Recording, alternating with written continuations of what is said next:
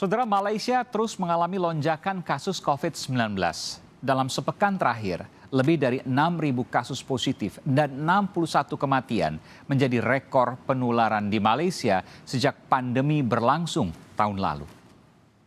Malaysia mencatat rekor kasus COVID-19 tertinggi sejak pandemi berlangsung. Situasi semakin darurat di mana ruang ICU di Rumah Sakit Malaysia mulai dipadati pasien dan lebih dari setengahnya membutuhkan bantuan ventilator pernapasan. Direktur Jenderal Kementerian Kesehatan Malaysia Nur Hisam Abdullah mengakui tekanan sistem kesehatan yang dialami. Sistem perawatan kesehatan berada di bawah tekanan luar biasa. Garis depan kewalahan dan kelelahan, kata Nur Hisam yang dikutip Kompas.com. Hanya dalam 6 hari terakhir kasus COVID-19 di Malaysia bertambah lebih dari 6.000 kasus dengan kematian sebanyak 61. Hingga 24 Mei, kasus positif di Malaysia mencapai 518.600 dan kematian sebanyak 2.309. Ada 570 klaster aktif nasional dan yang terakhir bertambah adalah klaster tempat kerja, komunitas hingga pertemuan keagamaan. Pembatasan aktivitas masyarakat di Malaysia masih berlangsung hingga 7 Juni mendatang. Gelombang kepulangan pekerja migran ke tanah air termasuk dari Malaysia hingga bulan Mei diperkirakan lebih dari 49.000. Ketua Komite Penanganan COVID-19 dan Pemulihan Ekonomi Nasional Airlangga Hartarto mengakui lonjakan kasus positif dari pekerja migran dan memastikan penguatan kapasitas rumah sakit dan fasilitas karantina di daerah tujuan pekerja migran.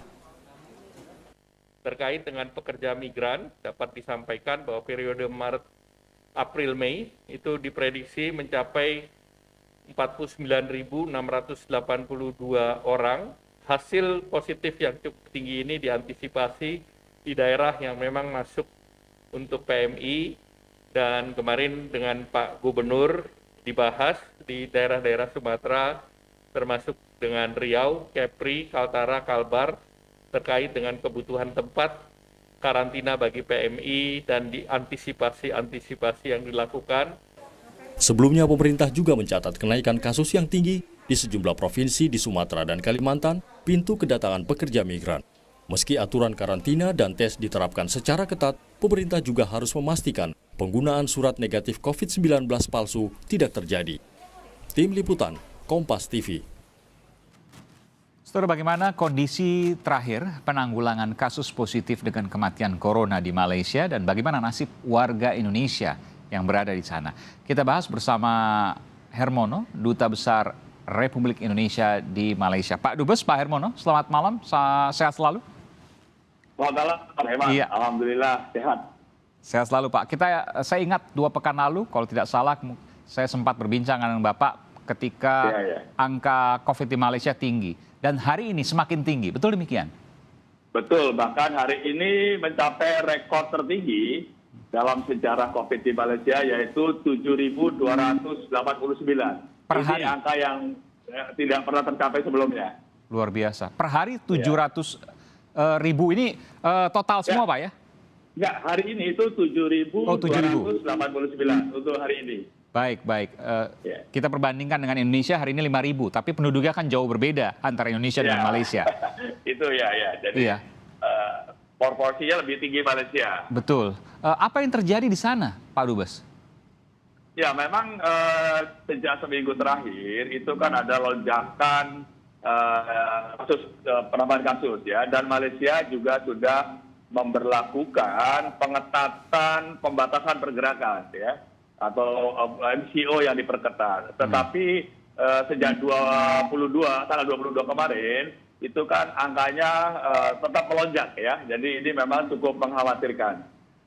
Iya, saya ingat bahwa Malaysia telah memberlakukan PSBB lah, gitu ya istilahnya, yang kemudian disamakan dengan Indonesia, tapi berbeda bahasa.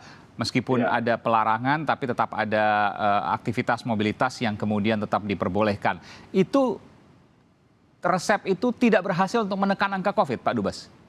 Kalau kita lihat angka sampai katakanlah 3 hari terakhir sejak diberlakukannya MCO ya, ini belum menunjukkan angkanya mengalami penurunan. Kita perlu lihat barangkali dalam seminggu ke depan apakah kebijakan ini bisa menekan tingkat penyebaran yang selama ini terjadi.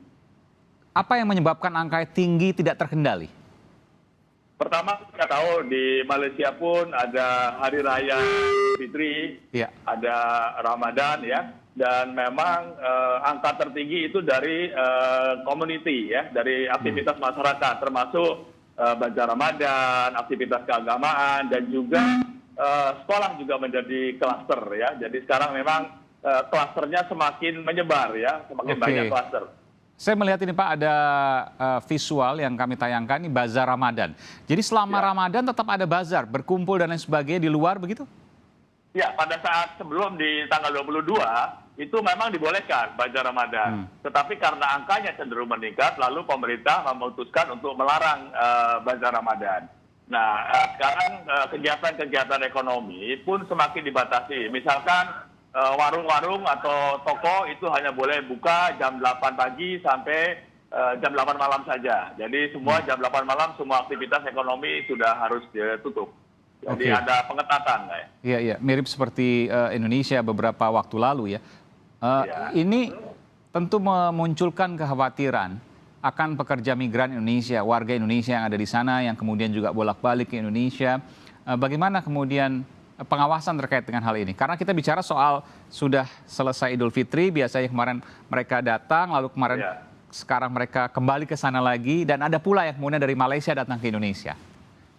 Kalau kembali ke Malaysia lagi, saya kira sangat sulit ya, sangat sulit karena memang Malaysia melakukan pengetatan di pintu-pintu masuk ya, termasuk pintu-pintu masuk yang selama ini boleh dikatakan ilegal, itu sekarang dijaga sangat ketat. Tetapi ada tekanan warga kita atau pekerja migran kita di Malaysia untuk pulang ke Indonesia karena bukan hanya karena kondisi COVID-nya, tetapi yang lebih memberikan tekanan untuk pulang adalah kondisi ekonomi yang mempersulit mereka untuk bekerja. Jadi banyak orang-orang yang kehilangan pekerjaannya kira-kira begitu. Ini tekanannya sangat besar, Mas Aiman. Kalau sebelumnya ada hampir 50.000, sekarang yang ada di Malaysia pekerja migran Indonesia yang terancam karena mereka kehilangan pekerjaan dan mereka harus pulang. Ada berapa kira-kira perhitungannya, Pak? Ya, kalau yang di undocumented atau yang tidak berdokumen itu kan memang jumlahnya kita perkirakan sekitar 2 juta ya, seluruh Malaysia. Tetapi yang kita melihat potensi atau yang mengalami tekanan untuk pulang itu sampai dengan akhir tahun, perkiraan saya ada di angka sekitar 50.000.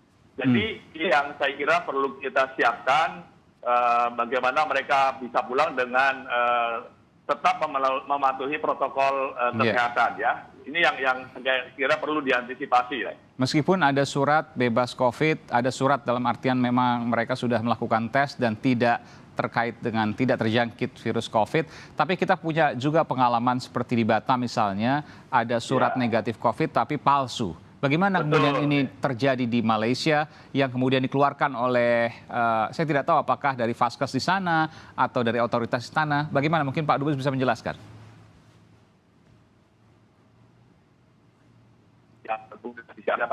Nah itu sebetulnya bukan dikeluarkan oleh klinik atau rumah sakit yang resmi, tetapi mereka memang membeli sertifikat COVID palsu itu. Jadi mereka membeli begitu saja karena memang persoalannya di sini juga banyak warga kita yang karena penerbangan atau bolak-balik ditunda akhirnya kita melakukan edukasi. Iya. Suaranya terputus Pak Dubes. Sepertinya sinyal. Pak Dubes bisa jelas mendengar saya, Pak Dubes? Saya mendengar. Oh baik. Tadi Pak Dubes suaranya agak terputus-putus. Terakhir Pak Dubes, apa yang membedakan kondisi di Malaysia saat ini dengan Indonesia? Apakah kemudian ada hal yang bisa kita ambil pelajaran untuk Indonesia supaya kita tidak, kita tentu berharap tidak naik angkanya di Indonesia? Ya, yang kita lihat penduduk Malaysia itu relatif lebih disiplin dalam mematuhi protokol kesehatan ya. Tetapi meskipun mereka disiplin, faktanya angka COVID-nya tetap tinggi. Jadi dengan berdisiplin mematuhi aja masih tinggi, apalagi kalau mereka tidak disiplin seperti warga kita barangkali kurang disiplin lah ya kalau dibandingkan dengan warga Malaysia. Ini yang saya kira perlu diantisipasi bahwa dengan disiplin aja angkanya masih tinggi kira-kira begitu. Jadi apa yang menyebabkan angka tinggi Pak kalau warganya sudah disiplin prokes, protokol kesehatan? Pertama, memang jumlah tesnya yang dilakukan itu cukup besar, Mas Aiman ya. Oke. Jadi testingnya itu sekitar di 90.000 per hari. Mereka punya kapasitas 100.000, tetapi yang testingnya ini memang cukup tinggi dibandingkan dengan di Indonesia, saya kira ya. Nah, ini yang menyebabkan bisa mengungkap warga yang terinfeksi COVID ini karena testingnya memang tinggi. Apakah karena masuk virus varian India?